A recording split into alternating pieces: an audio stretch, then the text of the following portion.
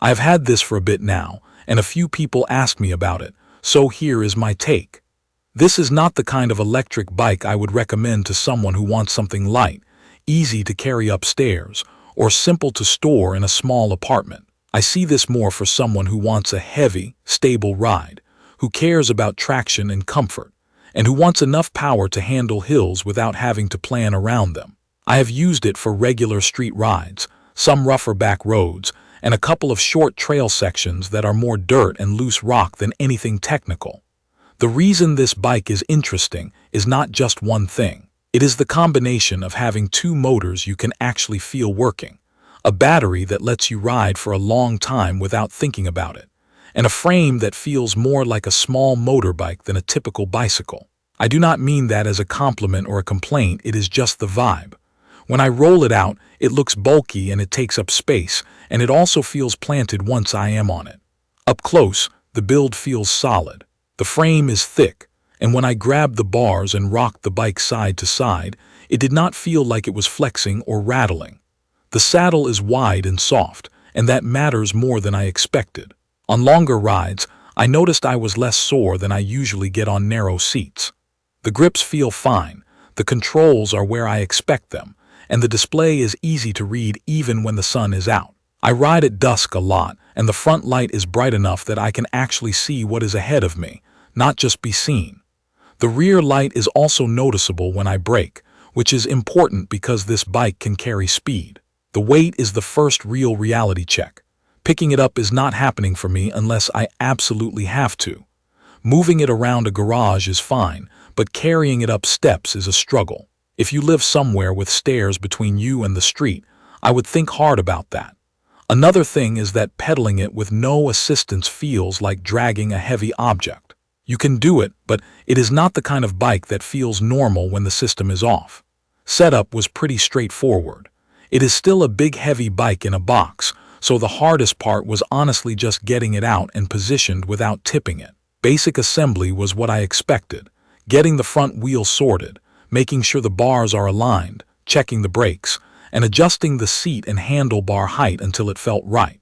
After that, I spent time just checking bolts and making sure nothing was loose after the first couple rides.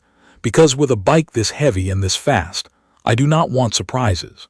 In daily use, what stands out is how stable it feels. Those fat tires and the overall weight mean it does not get pushed around much by cracks, loose gravel, or uneven pavement. The suspension also takes the edge off. On streets with potholes and broken patches, it feels less harsh than a lot of commuter-style electric bikes I have ridden. On dirt, it stays composed as long as I am realistic about what it is. It is not a light trail bike you throw around. It is more like a comfortable tractor that just keeps moving forward. The dual motor setup is where I notice the personality of the Romeo II. You can run it in front drive, rear drive, or both. In the real world, I found myself using rear drive most of the time for normal riding, then switching to both when I hit steep hills or when the surface got loose. With both motors working, it pulls in a way that feels different from a single motor bike. It feels more confident on climbs, and it feels like it has more traction when the ground is sketchy. I took it up a steep local hill that usually slows down most bikes, and it just kept going without that struggling feeling. It is not silent though.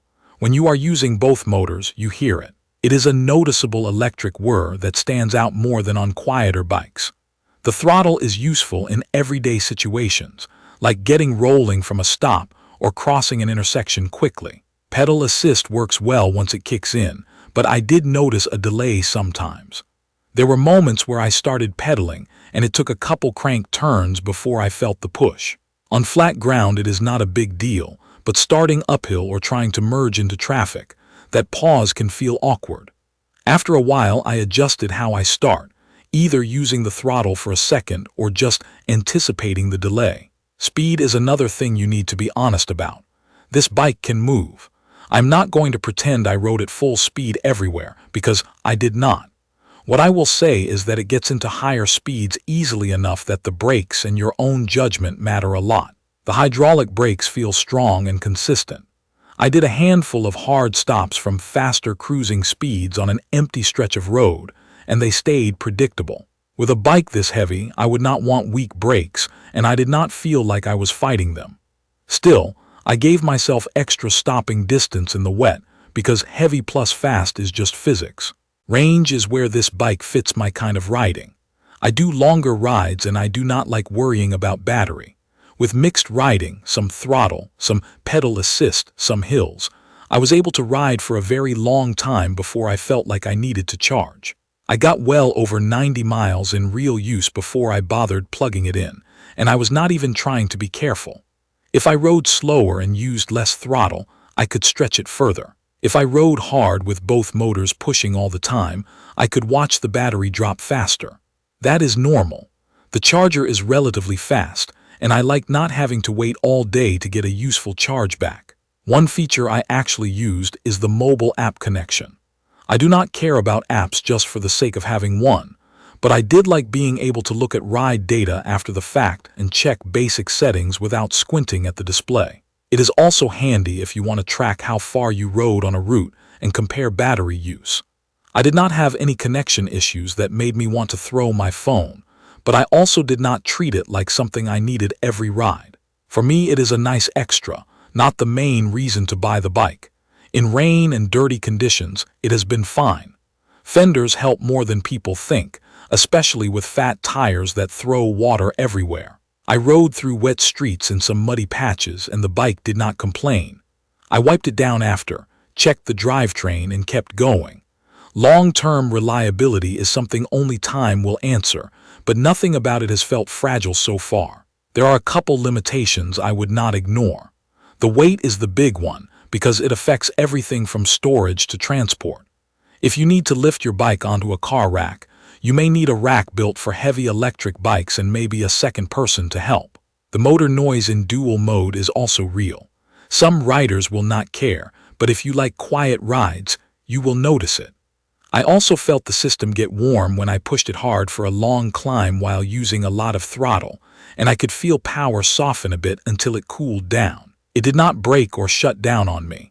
It just felt like it was protecting itself. Overall, my impression is that the eAhora Romeo II makes sense for someone who wants a big, steady, powerful electric bike for mixed terrain and longer rides, and who can live with the size and the weight. It is comfortable, it climbs well, it feels stable, and the brakes and lights make it easier to ride with confidence.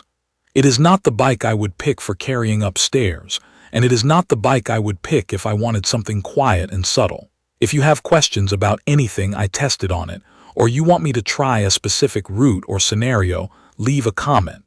Subscribe to the channel if you want more real-world reviews like this. Thank you for watching.